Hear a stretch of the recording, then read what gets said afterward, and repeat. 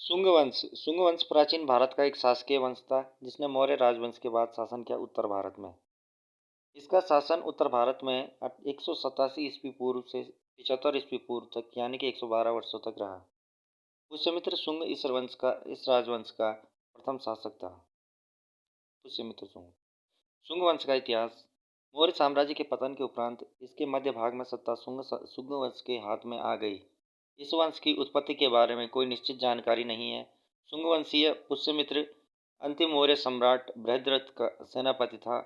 उसने अपने स्वामी की सहायता करके सत्ता प्राप्त की थी। इस नवोदित राज्य में मध्य गंगा की घाटी एवं चंबल नदी तक का प्रदेश सम्मिलित था। पाटलिपुत्र, अयोध्या, विदिशा आदि इसके महत्वपूर्ण नगर थे। दिव्यावधान एवं तारनाथ के अनुसार जालंधर और साकल नगर भी इसमें सम्मिलित थे। पुष्यमित्र शुंग को यमन आक्रमणों का भी सामना करना पड़ा। शुंग वंश का अंतिम सम्राट देवभूति था। उसके साथ ही शुंग साम्राज्य समाप्त हो गया। शुंग वंश के शासक वैदिक धर्म के मानने वाले थे। इनके समय में भागवत धर्म की विशेष उन्नति हुई।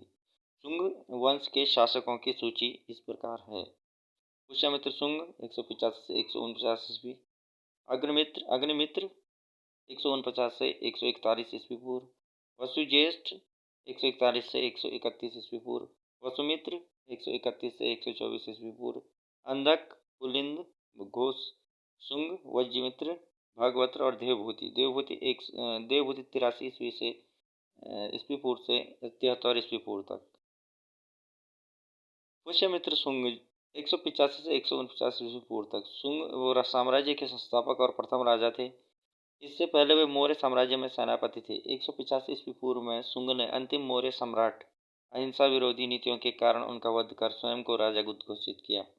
उसके बाद उन्होंने अश्वमेध यज्ञ किया और उत्तर भारत का अधिकतर हिस्सा अपने अधिकार क्षेत्र में ले लिया।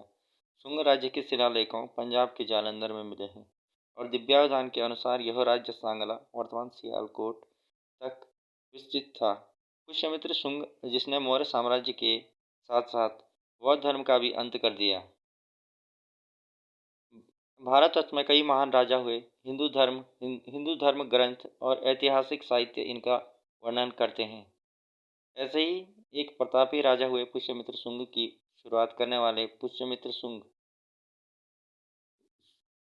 जन्म से एक ब्राह्मण और कर्म से क्षत्रिय थे। इन्होंने मौर्य वंश के आखिरी शासक राजा बृहद्रथ ने अपना सेनापति बनाया था। हालांकि पुष्यमित्र शुंग ने बृहद्रथ की देश व जन विरोधी कार्य करने के कारण आमने सामने की लड़ाई में मारकर मौर्य साम्राज्य का खात्मा कर भारत में दोबारा से वैदिक धर्म की स्थापना की। इससे पहले इन्होंने बौद्ध धर्म का लौकिक विनाश कर ही दिया था। अग्निमित्र 149 से 141 ईस्वी पूर्व। अग्निमित्र 149 से 141 ईस्वी पूर्व शुंग वंश का दूसरा सम्राट था। वह शुंग वंश के संस्थापक सेनापति पुष्यमित्र शुंग का पुत्र था। पुष्यमित्र के पश्चात 149 ईस्वी पूर्व में अग्निमित्र शुंग राज सिंहासन पर बैठा। पुष्यमित्र के राजत्व काल में ही वह विदिशा का गोप्ता बनाया गया था और वहाँ के शासन का सारा कार्य यहीं से देखता था। आधुनिक समय में विदिशा को भिलसा कहा जाता है। अग्निमित्र के विषय में जो कुछ ऐतिहासिक तथ्य सामने आए हैं उनका आधार पुराण तथा कालिदास के सुप्रसिद्ध रचना मालविकाग्निमित्रम और उत्तरी पंचाल, रुहेलखंड तथा उत्तर कौशल आदि से प्राप्त मुद्राएं हैं, जिससे प्रतीत होता है कि कालिदास का काल इससे ही काल के समीप रहा होगा। और मालविकाग्निमित्रम से पता चलता है कि विदर्भ की राजकुमारी मालविका से अग्निमित्र ने विवाह किया था, जो उसकी तीसरी पत्नी थी। इसके पहली दो पत्नियां धारणी और इरावती थी। इस नाटक से यवन शासकों के साथ एक युद्ध का भी पता चलता है, जिसका नायकत्व अग्निमित्र के पुत्र वासुमित्र ने किया था। पुराणों में अग्निमित्र का राज्यकाल 8 वर्ष दिया गया है। यह सम्राट साहित्य प्रेमी एवं कला विलासी था। कुछ विद्वानों ने कालिदास को अग्निमित्र का समकालीन माना है, यद्यपि यह मत स्वीकार्य नहीं है। अग्निमित्र ने विदिशा को अपनी राजधानी बनाया और इसमें संदेह नहीं कि उसने अपने समय में अधिक से अधिक ललित कलाओं को प्रश्रय दिया। जिन मुद्राओं में अग्निमित्र का उल्लेख हुआ है वे प्रारंभ में केवल उत्तरी पांचाल में पाई गई थी, जिससे रेप्सन और कनिंगम आदि विद्वानों ने यह निष्कर्ष निकाला था कि वे मुद्राएं शुंगकालीन किसी सामंत नरेश की होंगी। परंतु उत्तर कौशल में भी काफ़ी मात्रा में इन मुद्राओं की प्राप्ति ने यह सिद्ध करता है कि ये मुद्राएं वस्तुतः अग्निमित्र की ही हैं। वसु ज्येष्ठ 141 ईस्वी से 100 ईस्वी पूर्व से 131 ईस्वी पूर्व तक। वसु ज्येष्ठ लगभग 141 से 131 ईस्वी पूर्व तक उत्तर भारत के शुंग राजवंश से तीसरे राजा थे।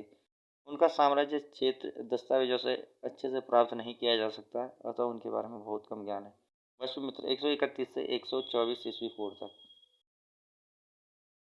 वसुमित्र अथवा सुमित्रा मत्स्य पुराण के हस्तलिपि से ज्ञात होता है। सुमित्रा उत्तर भारत के शुंग राजवंश के चौथे सम्राट थे। वो अग्निमित्र से धारिणी के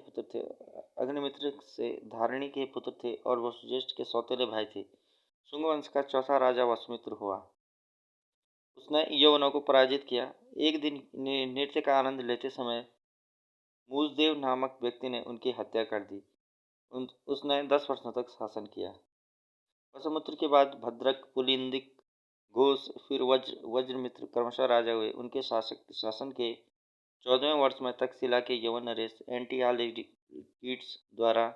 कीट्स का राजदूत हेलियोडोरस उसके विदिशा स्थित दरबार में उपस्थित हुआ। वह अत्यंत विलासी शासक था। उसके अमात्य वसुदेव कर्णों ने उसकी हत्या कर दी। इस प्रकार शुंग वंश का अंत हो गया। भगभद्र को विदिशा में अदालत निर्माण के लिए भी जाना जाता है। शुंग वंश का ऐतिहासिक महत्व। इस वंश के राजाओं ने मगध साम्राज्य के केंद्रीय भाग की विदेशियों से रक्षा की तथा मध्य भारत में शांति और सुव्यवस्था की स्थापना कर विकेंद्रीकरण की प्रवृत्ति को कुछ समय तक रोके रखा। मौर्य साम्राज्य के ध्वंसावशेषों पर उन्होंने वैदिक संस्कृति के आदर्शों की प्रतिष्ठा की। यही कारण है कि उनका शासनकाल वैदिक पुनर्जागरण का काल माना जाता है। शुंग वंश के बारे में कुछ महत्वपूर्ण तथ्य हैं। मौर्य वंश का अंतिम शासक बृहद्रथ था। बृहद्रथ की हत्या पुष्यमित्र शुंग ने की थी। शुंग वंश की स्थापना 185 ईस्वी पूर्व में हुई। पुष्यमित्र शुंग बृहद्रथ का सेनापति था। पुष्यमित्र शुंग ब्राह्मण जाति का था। पुष्यमित्र शुंग ने बृहद्रथ की हत्या सभी सैनिकों के सामने 185 ईस्वी पूर्व में की थी। मौर्य साम्राज्य का कार्यकाल 322 से 185 ईस्वी पूर्व तक रहा। शुंग वंश की स्थापना पुष्यमित्र शुंग ने की। वैदिक धर्म का पुनः उद्धार करने वाला पुष्यमित्र शुंग को माना जाता है। शुंग वंश के शासकों ने अपनी राजधानी विदिशा में स्थापित की। इंडो यूनानी शासक मिलांडर को पुष्यमित्र शुंग ने पराजित किया। पुष्यमित्र शुंग ने 2 बार अश्वमेध यज्ञ करवाया था। पतंजलि पुष्यमित्र शुंग के दरबार में रहते थे। पुष्यमित्र ने पतंजलि के द्वारा अश्वमेध यज्ञ करवाया था। भरूच स्तूप का निर्माण पुष्यमित्र ने करवाया था। पुष्यमित्र शुंग के बेटा अग्निमित्र था जो उसका उत्तराधिकारी बना। शुंग वंश का अंतिम शासक देवभूति था। शुंग वंश के अंतिम शासक देवभूति की हत्या वासुदेव ने की। वासुदेव ने शुंग वंश की हत्या 73 ईस्वी पूर्व में की। शुंग वंश का कार्यकाल 185 से 73 ईस्वी पूर्व तक रहा। शुंग वंश के बाद कर्ण वंश का उदय हुआ। कर्ण वंश का संस्थापक वासुदेव था। थैंक यू दोस्तों।